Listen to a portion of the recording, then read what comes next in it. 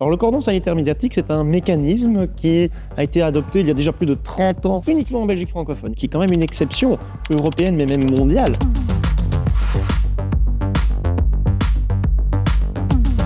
Le but, c'est d'éviter que des propos de nature ouvertement raciste, xénophobe, sexiste, misogyne peut-être aussi, ou homophobe, puissent être tenus en direct sur différents canaux, radio et télé, et surtout de permettre finalement une certaine prise de distance. Le cordon sanitaire médiatique s'impose aux différentes rédactions en Belgique francophone. Il a aujourd'hui un statut légal. Ce cordon sanitaire s'applique en réalité pas nécessairement aux partis qui ont le label extrême droite. Ce serait un peu trop simple. Il s'applique aux formations qui contreviennent aux principes et valeurs démocratiques fondamentaux.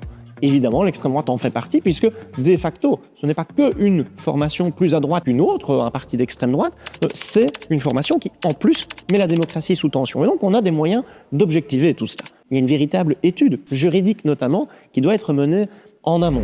Prenez par exemple la Convention européenne des droits de l'homme, vous prenez les programmes des formations concernées, vous prenez peut-être les discours aussi tenus par ses représentants. Et si vous voyez qu'il y a des confrontations, des contradictions d'une certaine manière par rapport aux droits, par rapport à cette charte fondamentale en matière de respect des droits humains par exemple, eh bien c'est que vous avez là un cas de parti qui tombe alors de facto sous le coup de ce cordon sanitaire médiatique.